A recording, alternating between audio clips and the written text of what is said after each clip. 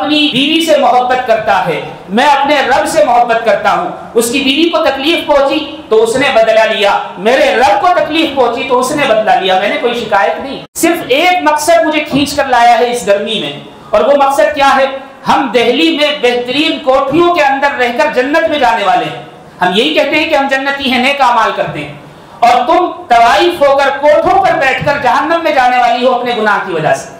یہ تڑپ مجھے کھینچ کر لائی ہے تمہارے پاس، تم میری بہنیں ہو، میری بیٹیاں ہو، میری مائیں ہو، اور تم جہنم میں جاؤ ہم جنت میں جائیں، یہ کیسے ممکن ہے؟ یہ نہیں ہو سکتا۔ بھائی کی غیرت جاگ رہی ہے، اس لیے ایک بھائی کو طرف لے کر آیا ہے کہ اپنی بہنوں کو بھی جنت میں لے جائے، اس لیے آیا ہے۔ اور میں کہتا ہوں کہ اب تک کی جو زندگی جیسے تیسے گزری، اس سے توبہ کر لو، آئندہ کے لیے اللہ رب العزت سے سچی پکی توبہ کر کے معافی چاہ لو، زندگی کا رخ بدل لو تاکہ ہم بھی جنت میں جائیں، تم بھی جنت میں جاؤ۔ الا بذکر اللہ تطمئن القلوب۔ السلام علیکم ورحمۃ اللہ وبرکاتہ۔ الحمد للہ رب العالمین، وہدانا بالکتاب المبین، والصلاة والسلام علی سید الانبیاء والمرسلین، خاتم النبیین محمد بن عبد اللہ الامین، وعلی آلہ وصحبہ اجمعین، ومن تبعهم بإحسان إلى يوم الدين، أما بعد، فأعوذ بالله من الشيطان الرجيم، بسم الله الرحمن الرحيم، لقد كان لكم في رسول الله أسوة حسنة، وقال الله تبارك وتعالى وإنك لعلى خلق عظيم، صدق الله العلي العظيم۔ عن ابن مسعود رضی اللہ عنہ قال قال رسول اللہ صلی اللہ علیہ وسلم اللہم کما احسنت خلقی فاحسن خلقی، او کما قال علیہ الصلاۃ والسلام۔ بزرگان محترم، عزیز دوستوں اور ساتھیوں، انسان کو اللہ رب العزت نے بے شمار نعمتیں عطا فرمائی ہیں، ان میں سب سے بڑی نعمت جو اللہ نے کچھ مخصوص لوگوں کو عطا فرمائی وہ ہدایت ہے، یعنی ایمان۔ اس کے بعد روئے زمین پر سب سے بڑی نعمت اگر کہا جا سکتا ہے تو وہ اچھے اخلاق ہیں، اس لیے کہ حضرت علی رضی اللہ تعالیٰ عنہ کا قول ہے، آپ فرماتے ہیں عمدہ اخلاق یہ اللہ رب العزت کی محبت کی دلیل ہے۔ آپ کے اس قول سے واضح ہوتا ہے کہ اچھے اخلاق اور اخلاق حسنہ جو ہیں یہ اللہ رب العزت کی بہت بڑی نعمت ہے۔ اسی لیے شاعر نے کہا ہے حسن کردار سے نور مجسم ہو جا، حسن کردار سے نور مجسم ہو جا، ابلیس بھی تجھے دیکھے تو مسلمان ہو جا۔ یعنی آدمی اپنے اخلاق کو درست کر لے، کردار کو خوبصورت بنا لے، اور ایسا خوبصورت بنا لے کہ ابلیس اور شیطان بھی دیکھے تو وہ اپنی فطرت کو درست کر لے اور سر تسلیم خم کر دے، اللہ رب العزت کا بندہ بن جائے۔ انسان کی پہچان اس کا مال نہیں ہے، اس کا لباس نہیں ہے، اس کا عہدہ نہیں ہے، اور اس کا مرتبہ نہیں ہے، بلکہ انسان کی حقیقی پہچان جو ہے اس کے اخلاق ہیں، اس کا کردار ہے، وہ جو گفتگو کرتا ہے وہ ہے، وہ جو بات چیت کرتا ہے وہ ہے، وہ دوسروں کے ساتھ کیسے پیش آتا ہے وہ ہے۔ یہ نہیں کہ کوئی اپنے مال پر اترائے، کوئی اپنے عہدے پر اترائے، کوئی اپنی خوبصورتی پر اترائے، یہ کوئی حیثیت نہیں رکھتی، یہ سب فانی چیزیں ہیں، ہاتھ کا میل ہے، آج ہے کل نہیں ہوگا۔ اصل چیز جو باقی رہتی ہے، یاد رہتی ہے، نامہ اعمال میں لکھی جاتی ہے، وہ اخلاق حسنہ ہے، عمدہ کردار ہے اور اچھا اخلاق ہے۔ رسول اللہ صلی اللہ علیہ وسلم نے دعا فرمائی اللہم کما احسنت خلقی فاحسن خلقی، اے اللہ جس طرح آپ نے میرے ظاہر کو خوبصورت بنا دیا ہے، اے اللہ آپ میرے اخلاق کو بھی خوبصورت بنا دیجیے۔ کتنی عمدہ بات ہے۔ اور آج کل آپ دیکھتے ہوں گے کہ لوگ اپنی ظاہری خوبصورتی کے لیے کہیں بیوٹی پارلر جاتے ہیں، کہیں ڈاکٹروں کے پاس جاتے ہیں، کہیں سرجنز کے پاس جاتے ہیں، لیکن حقیقی خوبصورتی پھر بھی حاصل نہیں ہوتی۔ کسی عارف کا قول ہے کہ انسان کی، خصوصاً مرد کی خوبصورتی اس کے بالوں میں نہیں ہے، اس کے رنگ میں نہیں ہے، اس کے کپڑوں میں نہیں ہے، بلکہ اس کی زبان اور اس کے اخلاق میں ہے۔ رسول اللہ صلی اللہ علیہ وسلم کو اللہ رب العزت نے بہترین اخلاق عطا فرمائے اور آپ کو نمونہ بنایا ملت اسلامیہ کے لیے۔ قرآن حکیم نے اسی کو کہا وَإِنَّكَ لَعَلَىٰ خُلُقٍ عَظِيمٍ، بے شک اللہ رب العزت نے آپ کے اخلاق کو عظیم بنا دیا، یعنی عظیم المرتبت بنایا ہے۔ وہ اخلاق کیسے ہیں؟ وہ اخلاق قرآنیہ ہیں، وہ اخلاق وہ ہیں جو اللہ رب العزت کی منشا کے موافق ہیں۔ حضرت عائشہ رضی اللہ تعالیٰ عنہ سے کسی نے پوچھا رسول اللہ صلی اللہ علیہ وسلم کے اخلاق کیسے تھے؟ تو آپ نے فرمایا کیا تم نے قرآن کی تلاوت نہیں کی؟ تم نے قرآن کو نہیں دیکھا؟ آپ چلتا پھرتا قرآن کریم تھے۔ یعنی اللہ رب العزت جیسا چاہتے ہیں، اللہ رب العزت کی جو صفات ہیں جو بندے میں آ سکتی ہیں، وہ سب اللہ کے رسول صلی اللہ علیہ وسلم میں تھی۔ دل میں اترنے کے لیے کسی سیڑھی کی ضرورت نہیں ہوتی، کسی لفٹ کی ضرورت نہیں ہوتی، لیکن اخلاق ایک ایسی چیز ہے جس کے ذریعے دشمن کے دل میں بھی انسان اتر جاتا ہے۔ رسول اللہ صلی اللہ علیہ وسلم کی سیرت کا مطالعہ کریں، بے شمار واقعات ملیں گے۔ ایک شخص یہودی جس کا نام زید بن سانہ تھا، مدینہ منورہ میں رہا کرتا تھا اور لوگوں کو سود پر قرض دیا کرتا تھا، کبھی بغیر سود کے بھی دیا کرتا۔ ایک مرتبہ رسول اللہ صلی اللہ علیہ وسلم کو ضرورت پیش آئی تو آپ نے اس سے قرض لے لیا اور وقت طے کر لیا کہ بھئی 10 دن میں یا 5 دن میں آپ کا قرض میں لوٹا دوں گا، لیکن ابھی 1 یا 2 دن باقی تھے۔ وہ یہودی آیا، اس زید نامی یہودی نے آ کر رسول اللہ صلی اللہ علیہ وسلم سے اپنے قرض کا تقاضا شروع کر دیا۔ رسول اللہ صلی اللہ علیہ وسلم نے نہایت نرمی سے بات کی اور فرمایا ابھی تو وقت ہے، میں آپ کو لوٹا دوں گا، لیکن وہ بدتمیزی پر اتر آیا، گستاخی کرنے لگا، یہاں تک کہ اس نے آپ کو وعدہ خلاف بھی کہہ دیا، یہ بھی کہا کہ آپ مال ہڑپ کرنا چاہتے ہیں، آپ دینا نہیں چاہتے۔ حضرت عمر فاروق نے دیکھا کہ وہ بات کرتے کرتے آگے بڑھا اور اس نے رسول اللہ صلی اللہ علیہ وسلم کا شانہ مبارک پکڑ کر آپ کی چادر کو زور سے کھینچا تو حضرت عمر فاروق تڑپ گئے اور آپ نے آگے بڑھ کر اسے جھڑک کر الگ کرنا چاہا تو رسول اللہ صلی اللہ علیہ وسلم نے ارشاد فرمایا عمر رک جاؤ، عمر رک جاؤ، پیچھے ہٹو۔ حضرت عمر پیچھے ہٹے تو آپ نے فرمایا عمر تم وہ کرتے جو ہم دونوں کے لیے بہتر تھا، تمہیں چاہیے تھا کہ تم مجھے قرض کی ادائیگی کی تلقین کرتے اور اس یہودی سے نرمی کے ساتھ پیش آنے کی بات کرتے، تم نے اچھا نہیں کیا۔ اللہ اکبر، کیا اخلاق ہے رسول اللہ صلی اللہ علیہ وسلم کے۔ حالانکہ وقت باقی تھا پھر بھی آپ نے کہا کہ ایسا نہیں۔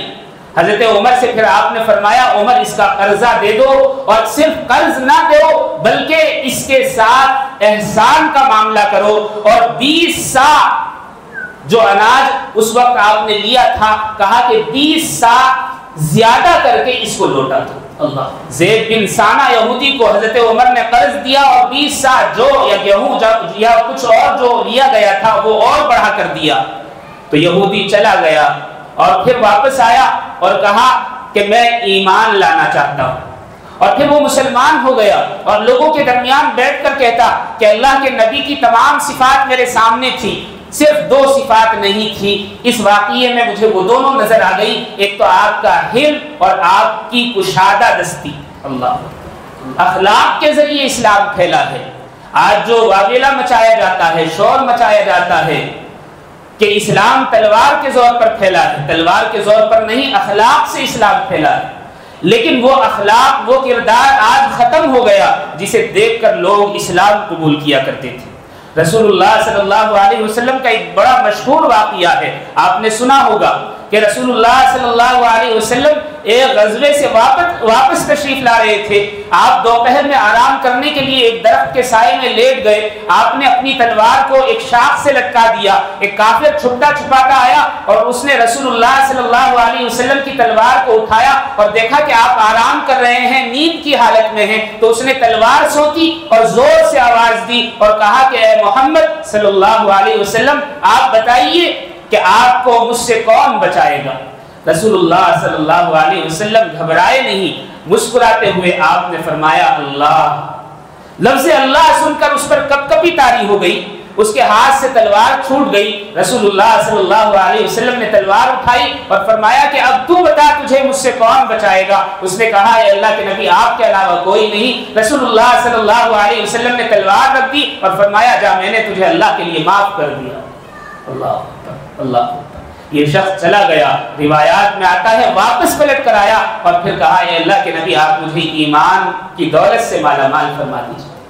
آج وہ اخلاق نہیں ہیں، افسوس کی بات ہے، افسوس کی بات ہے۔ رسول اللہ صلی اللہ علیہ وسلم طائف تشریف لے گئے، آپ نے تبلیغ کی، لیکن انہوں نے آپ کے ساتھ برا معاملہ کیا، پتھر مارے، یہاں تک کہ رسول اللہ صلی اللہ علیہ وسلم زخمی ہو گئے، لہولہان ہو گئے، آپ کی جوتیوں میں خون بھر گیا اور آپ کے تلوے مبارک جوتیوں سے چپک گئے۔ تو اس وقت ایک فرشتہ اللہ رب العزت کی طرف سے نازل ہوا، اس نے کہا اے اللہ کے نبی آپ ارشاد فرمائیں ان دونوں پہاڑوں کے درمیان جو یہ طائف شہر ہے میں اس کو پیس کر رکھ دوں؟ رسول اللہ صلی اللہ علیہ وسلم نے ارشاد فرمایا نہیں، ان کی اولاد میں سے کوئی ایمان لائے گا، آج یہ نہیں کل ان کی اولاد ایمان لائے گی۔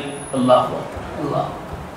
اس واقعے کو حضرت شیخ زکریا رحمۃ اللہ علیہ نقل کرتے ہیں اور پھر فرماتے ہیں کہ یہ نبی کے اخلاق ہیں جن سے محبت کے ہم دعوے دار ہیں، لیکن افسوس کی بات یہ ہے آج کوئی ہمیں گالی دے دے، کوئی برا بھلا کہہ دے، کوئی لان تان کر دے، کوئی تھوڑا سا ناراض ہو جائے تو ہم اس سے ساری زندگی دشمنی کرنے پر تل جاتے ہیں، اس کو ذلیل اور رسوا کرنے لگتے ہیں، بات بات پر اس کو کوشش کرتے ہیں کہ نقصان پہنچائیں، اور پھر بھی ہم دعویٰ کرتے ہیں کہ ہم محمد کی امت میں ہیں۔ اللہ، بات صحیح ہے، ہمارے اخلاق ختم ہو گئے اور پھر دعویٰ یہ ہے کہ رسول اللہ سے محبت ہے اور پھر بھی ہم محمدی ہیں۔ کیسے محمدی؟ افسوس کی بات، میں بھی اس میں شامل ہوں۔ آج سب سے زیادہ مسلمان بد اخلاق ہے، سب سے زیادہ بد اخلاق مسلمان، اور مسلمان تجارت میں تو اپنا نام پیدا کر چکا ہے، بد اخلاقی میں، بد دیانتی میں، جھوٹ اور مکر و فریب میں۔ بد اخلاقی کیا ہے؟ دھوکہ ہے، فریب ہے، خیانت ہے، جھوٹ ہے، مکر ہے، گالی ہے، برائی ہے، غیبت ہے، یہ سب بد اخلاقی، اور آج مسلمان نے اس میں نام پیدا کر لیا ہے۔ اور رسول اللہ صلی اللہ علیہ وسلم کی تجارت کیسی تھی؟ رسول اللہ صلی اللہ علیہ وسلم کی تجارت دیانت کے ساتھ، امانت کے ساتھ، سچائی کے ساتھ، ایمانداری کے ساتھ ہوا کرتی تھی۔ آپ علیہ الصلوۃ والسلام نے ملک شام میں تجارت کی اور بحرین میں تجارت کی، یمن میں تجارت کی اور اطراف مکہ میں تجارت کی۔ رسول اللہ صلی اللہ علیہ وسلم کے متعلق آتا ہے کہ اطراف مکہ میں سالانہ تجارتی میلے لگا کرتے تھے، اس وقت رسول اللہ صلی اللہ علیہ وسلم اپنی تجارت کا مال وہاں لے جاتے اور نہایت ایمانداری کے ساتھ، سچائی کے ساتھ اسے فروخت کیا کرتے تھے۔ ایک مرتبہ مکہ کے باہر میلہ لگا تو بہت سارے قبائل کے لوگ دور دراز سے وہاں آئے مال خریدنے کے لیے۔ جب رسول اللہ صلی اللہ علیہ وسلم تشریف لائے تو آپ کے ساتھ 20 عرب گھوڑے تھے، عربی نسل کے بہترین گھوڑے تھے۔ تو لیکن اتفاق یہ ہوا کسی کام سے آپ کو اس بازار سے جانا پڑا تو رسول اللہ صلی اللہ علیہ وسلم نے اپنے غلام سے کہا کہ ان 20 گھوڑوں میں سے ایک گھوڑا ایسا ہے جس کے پاؤں میں ہلکا سا لنگ ہے، یعنی وہ لنگڑاتا ہے اور دیکھنے سے محسوس نہیں ہوتا، لہٰذا جب اگر کوئی اسے لینے کے لیے آئے تو اس وقت تم بتانا کہ ایک گھوڑا عیب دار ہے اور اس کی رقم کم کر کے تب بیچنا۔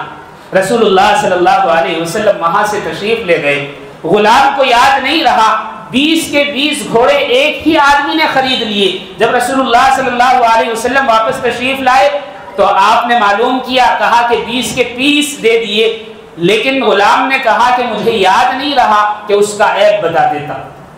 تمام گھوڑے ایک ہی قیمت پر بک گئے ہیں۔ رسول اللہ صلی اللہ علیہ وسلم نے معلوم کیا وہ کون لوگ تھے، کہا یمن سے آئے تھے گھوڑے خریدنے کے لیے۔ رسول اللہ صلی اللہ علیہ وسلم نے ارشاد فرمایا چلو انہیں تلاش کرتے ہیں۔ تلاش کیا لیکن مکہ کے اطراف کہیں نظر نہیں آئے۔ رسول اللہ صلی اللہ علیہ وسلم نے اپنے غلام کو لیا، نئے گھوڑے لیے اور پھر یمن کی طرف جو راستہ جاتا تھا اس پر گھوڑے ڈال دیے۔ دوڑتے ہوئے کئی میل کے فاصلے پر وہ افراد نظر آئے جو گھوڑے خرید کر لے جا رہے تھے۔ رسول اللہ صلی اللہ علیہ وسلم نے ان کو روکا اور کہا کہ بھائی تم نے گھوڑے خریدے لیکن اس میں ایک عیب تھا۔ انہوں نے کہا کہ ہمیں تو عیب نظر نہیں آتا۔ کہا کہ میں محمد بن عبداللہ ہوں اور یہ میرے گھوڑے ہیں جو میں نے فروخت کیے۔ غلام نے یا تو بتانا بھول گیا یا بتانا مناسب نہیں سمجھا، ہم سے غلطی ہوئی، آپ ایسا کریں یا تو یہ گھوڑا واپس دے دیں یا اس کی قیمت کم کر دیں۔ بات طے ہو گئی، کچھ قیمت رسول اللہ صلی اللہ علیہ وسلم نے ان کو واپس دی۔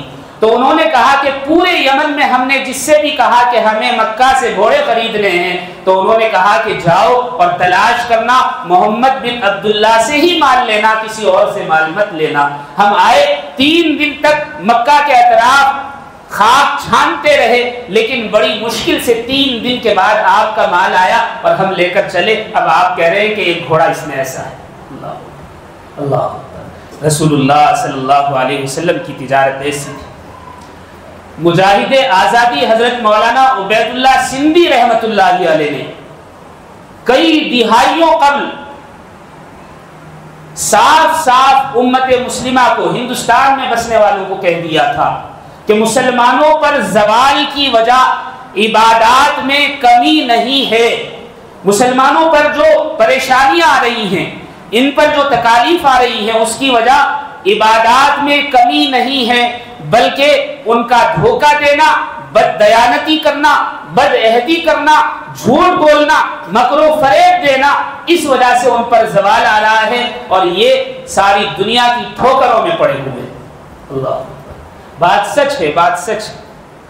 ایک لطیفہ بھی ہے، بڑا مزاحیہ واقعہ ہے۔ ہارون رشید کے دور میں ایک آدمی نے 4 نکاح کی، بڑی ہنسی خوشی زندگی گزر رہی تھی، بڑی خوبصورت زندگی تھی، لیکن ایک مرتبہ کسی بات پر کسی ایک بیوی سے شوہر ناراض ہو گیا اور ناراضگی میں اس نے کھڑے 3 طلاق اس کو دے دی۔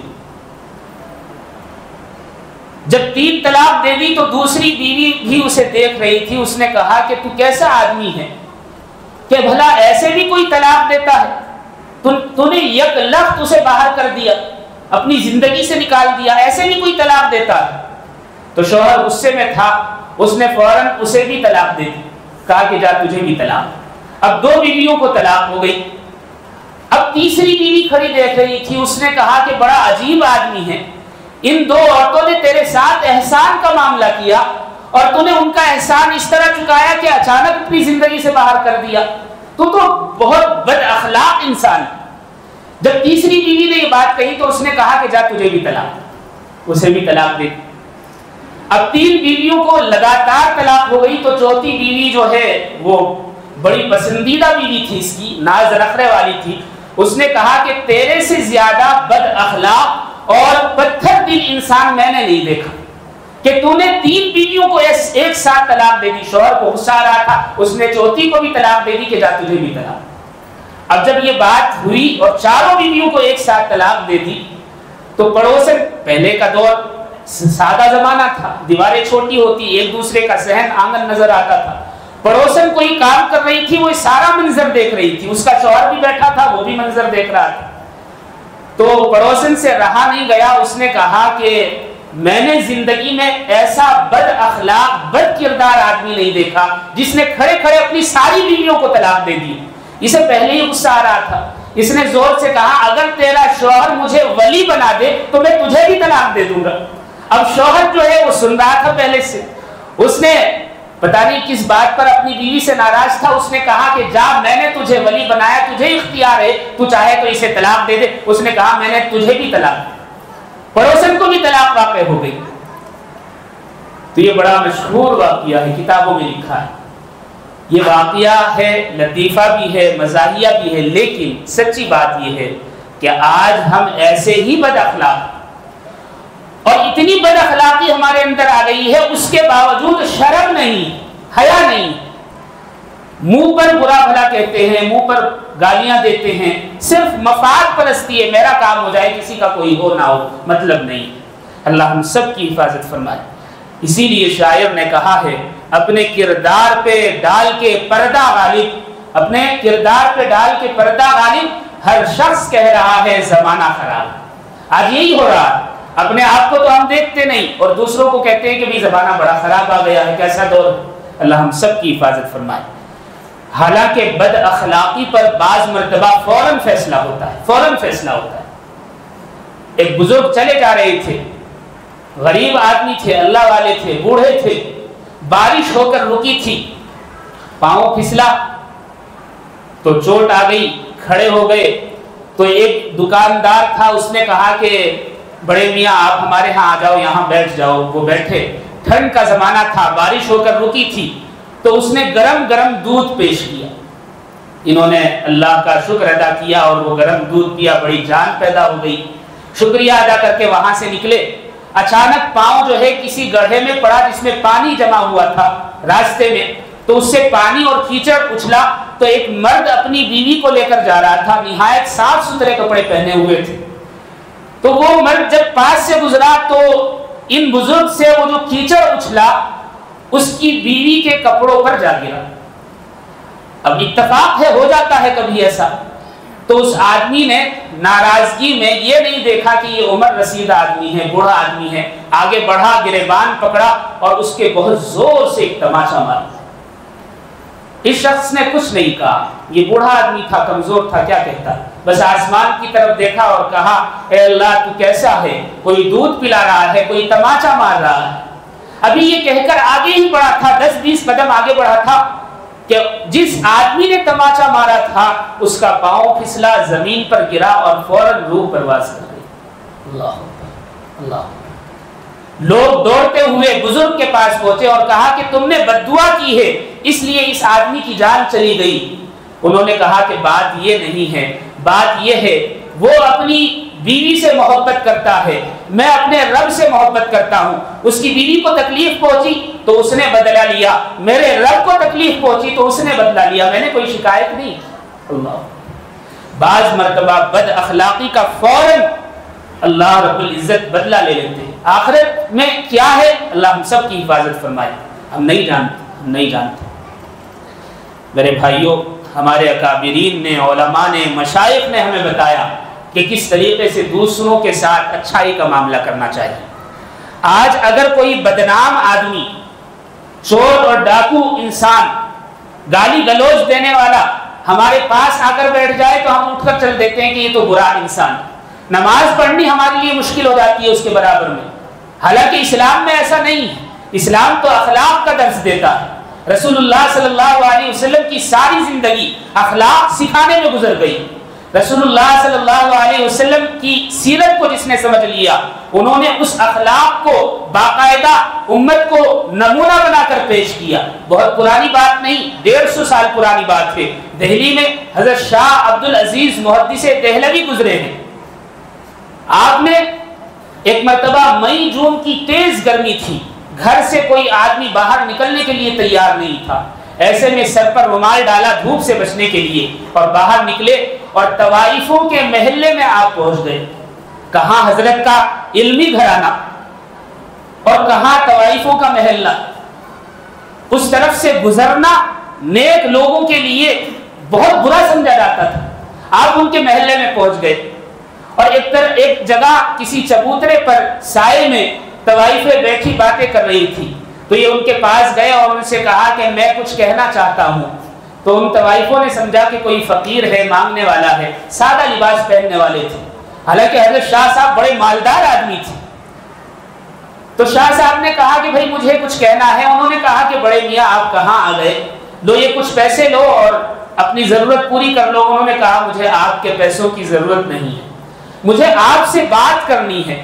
کہا کہ کیا بات کرنی ہے؟ کہا کہ اگر تمہارے ہاں اور بھی بیٹیاں ہو اور بھی بہنیں ہوں تو انہیں بھی بلا لو تب بات کروں گا۔ ان کو بڑا تعجب ہوا، طوائفوں کے محلے میں طوائفوں کو آ کر بیٹی اور بہن کہہ رہے ہیں، یہ تو گالی ہے، شرفاء کے لیے تو گالی ہوا کرتی تھی اس زمانے میں، بھلا یہ کیسا آدمی ہے؟ تو کچھ سمجھتے ہوئے کچھ نہ سمجھتے ہوئے انہوں نے دوسری عورتوں سے کہا کہ ایک بڑے میاں آئے ہیں، پتہ نہیں کیا کہنا چاہتے ہیں۔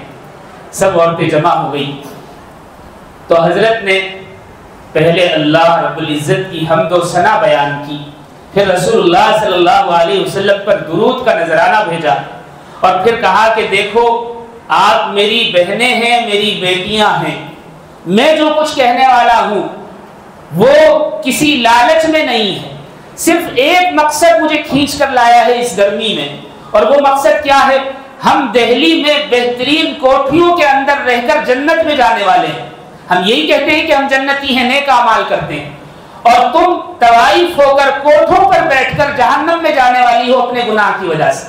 یہ طرف مجھے کھینچ کر لائی ہے تمہارے پاس، تم میری بہنیں ہو، میری بیٹیاں ہو، میری مائیں ہو، اور تم جہنم میں جاؤ ہم جنت میں جائیں، یہ کیسے ممکن ہے؟ یہ نہیں ہو سکتا۔ بھائی کی غیرت جاگ رہی ہے، اس لیے ایک بھائی کو طرف لے کر آیا ہے کہ اپنی بہنوں کو بھی جنت میں لے جائے، اس لیے آیا ہے۔ اور میں کہتا ہوں کہ اب تک کی جو زندگی جیسے تیسے گزری، اس سے توبہ کر لو، آئندہ کے لیے اللہ رب العزت سے سچی پکی توبہ کر کے معافی چاہ لو، زندگی کا رخ بدل لو تاکہ ہم بھی جنت میں جائیں، تم بھی جنت میں جاؤ۔ ان عورتوں نے کہا کہ پہلا انسان ہے، صدیوں کے بعد کوئی اس محلے میں ایسے آیا ہے، جب سے یہ محلے آباد ہوئے ہیں کسی نے ہمیں نہیں بلایا، کسی نے ہمیں محبت کی نگاہ سے نہیں دیکھا، کسی نے ہمارا آخرت کا بھلا نہیں چاہا، ہر آدمی اپنی ضرورت پوری کرنے کے لیے آتا ہے۔ آپ کیسے انسان ہیں؟ آپ کہاں سے آ گئے؟ دہلی والوں کو معلوم ہوا کہ حضرت شاہ عبدالعزیز محدث دہلوی طوائفوں کے محلے میں گئے ہیں، تو سارا دہلی دوڑتا ہوا آ گیا کہ حضرت کیا غضب کر دیا، آپ کہاں تشریف لے گئے؟ لیکن ادھر حضرت کا بیان چل رہا تھا نہایت شیریں آواز میں، نہایت دل سوز آواز میں، آپ توبہ کی آیتیں تلاوت کر رہے تھے، اس کا ترجمہ کر رہے تھے، تفسیر بیان کر رہے تھے، رسول اللہ صلی اللہ علیہ وسلم کی احادیث سنا رہے تھے کہ اللہ رب العزت کتنا غفور الرحیم ہے، کیسا معاف کرنے والا ہے۔ ادھر جہاں میوزک کی گانوں کی آوازیں گونجا کرتی تھی، آج ان طوائفوں کے سسیوں کی آواز سے محلہ گونج رہا تھا، حضرت کا بیان چل رہا تھا، دلی والے آ کر دیکھنے لگے کہ کیا معاملہ ہے، وہ بھی رونے لگے، اور پھر تھوڑی دیر کے بعد منظر بدلا، کوئی سجدے میں رو رہا ہے، کوئی ہاتھ اٹھا کر رو رہا ہے۔ اللہ اکبر، اللہ اکبر۔ حضرت شاہ صاحب نے کہا تم سب میری بہنیں ہو، تم سب میری بیٹیاں ہو، میرے گھر آ جاؤ، یا کوئی اور نوجوان ایسا ہے جو انہیں اپنے نکاح میں لے لے۔ تو بے شمار لوگوں نے ان طوائفوں سے نکاح کر لیا اور اپنے گھر میں عزت بنا کر رکھا، ان سب نے توبہ کر لی، اور توبہ کرنے کے بعد ہمیشہ ہمیش کے لیے پاک صاف زندگی گزاری۔ ایک عورت کو دیکھا، وہ بوڑھی عورت تھی، وہ کسی جگہ چاندنی چوک میں چکی چلا رہی ہے، چکی پیس رہی ہے، اور اس کے ہاتھوں میں چھالے پڑ گئے ہیں، ان چھالوں کو ایک کاڑی سے پھوڑ رہی ہے۔ تو کسی نے کہا ایک وقت وہ بھی تھا جب تیرے جسم پر قیمتی زیورات ہوتے تھے، تو عیش اور آرام کی زندگی گزار رہی تھی، آج تیرے ہاتھوں میں چھالے پڑے ہیں، مشقت کی زندگی بسر کر رہی ہے، تجھے ترس نہیں آتا اپنے اوپر؟ قربان جائیے اس عورت پر۔ اس نے کہا کہ بھلا ہو شاہ صاحب کا، جس نے اس بری زندگی سے نکال کر اچھی زندگی میں ہمیں لے آئے، اور آپ نے ہماری رہنمائی کی، ہمارے ساتھ اچھا برتاؤ کیا۔ ان چھالوں کے پھوٹنے میں اور ان میں جو درد پیدا ہوتا ہے اس میں جو مزہ ہے اس طوائف کی زندگی میں نہیں۔ اللہ، اخلاق ایسے ہی پیدا نہیں ہوتے، دل پر پتھر رکھنا پڑتا ہے۔ حضرت عطا اللہ شاہ بخاری رحمۃ اللہ علیہ تحفظ ختم نبوت کی بنیاد رکھنے والے آپ ہندوستان میں پہلے شخص ہیں۔ جتنی تحریک ختم نبوت کی چلی ہیں آپ کے بعد چلی ہیں۔ حضرت شاہ صاحب علی گڑھ میں ایک مرتبہ کسی جلسے میں تشریف لے گئے، آپ کا خصوصی خطاب تھا۔ علی گڑھ مسلم یونیورسٹی کے اسٹوڈنٹس جو تھے انہوں نے کہا کہ ہم آپ کی تقریر نہیں سنیں گے۔ کیوں؟ حضرت شاہ صاحب کا مزاج تھا سیدھی سیدھی سچی سچی کھری کھری بات کہا کرتے تھے، اور آپ کا نظریہ یہ تھا کہ ملک تقسیم نہیں ہونا چاہیے۔ تو علی گڑھ مسلم یونیورسٹی کے جو اسٹوڈنٹ تھے ان کا نظریہ تھا کہ ملک تقسیم ہونا چاہیے، یہ آزادی سے پہلے کی بات ہے۔ تو شاہ صاحب جب جلسے میں گئے تو اسٹوڈنٹس نے کہا کہ شاہ صاحب ہم آپ کی تقریر نہیں سنیں گے.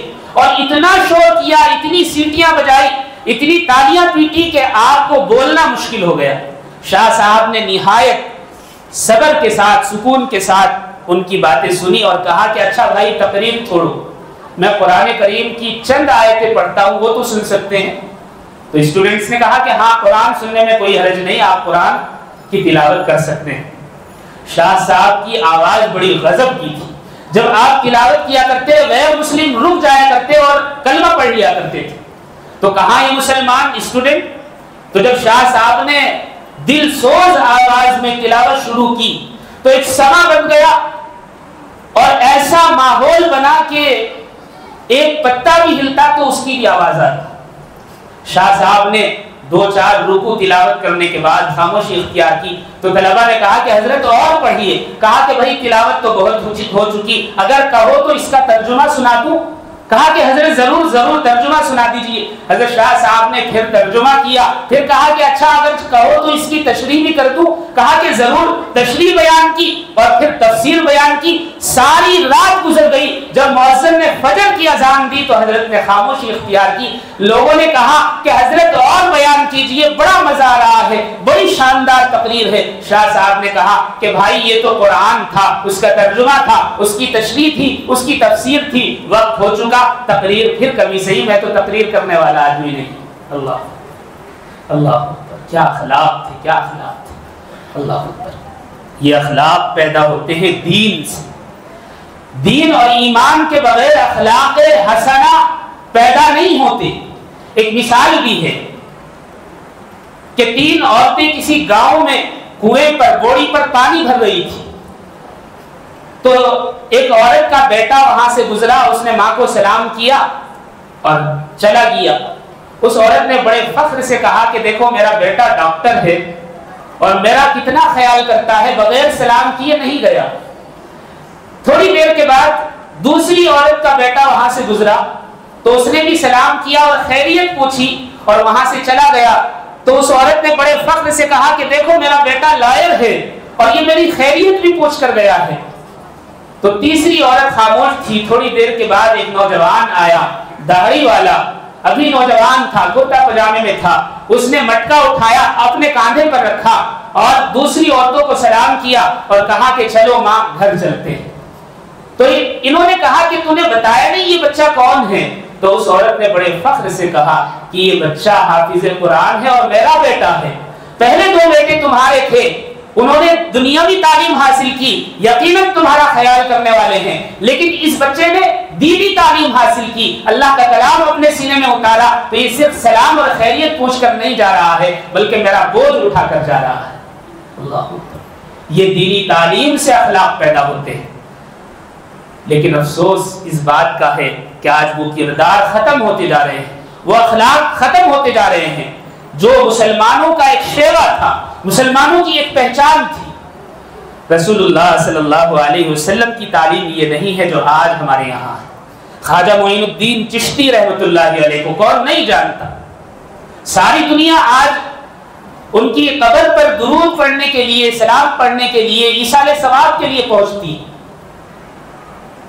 حضرت شاہ صاحب اجمیری رحمۃ اللہ علیہ ایک مرتبہ, راجستھان میں تو بڑی شدید گرمی ہوتی ہے, گرمیوں کے دنوں میں نفلی روزے سے تھے, کوئی فرض روزہ نہیں تھا, رمضان وغیرہ کا روزہ نہیں تھا, یا کوئی منت کا روزہ نہیں تھا, عام روزہ تھا, نفلی روزہ رکھا ہوا تھا آپ نے. شام کا وقت تھا, عصر کی نماز پڑھ کر اپنے مریدوں کے ساتھ بیٹھے ہوئے بات چیت چل رہی تھی. تو ایک بوڑھی عورت غیر مسلم ایک مٹی کا بڑا سا گلاس لے کر آئی اور شاہ صاحب کے سامنے رکھ دیا, حضرت اجمیری رحمۃ اللہ علیہ کی, اور کہا کہ حضرت میں آپ سے بڑی عقیدت اور محبت کرتی ہوں, آپ کے لیے اپنے گھر سے اپنے ہاتھوں سے ٹھنڈا شربت بنا کر لائی ہوں, آپ اسے پی لیجیے. تو حضرت اجمیری رحمۃ اللہ علیہ نے فرمایا کہ ٹھیک ہے, ہم افطار میں اسے لے لیں گے, آپ اسے رکھ جاؤ. کہا کہ میں 2 میل پیدل چل کر آئی ہوں, آپ اسے پی لیں, گلاس واپس دے دیں تاکہ میں واپس گھر جا سکوں.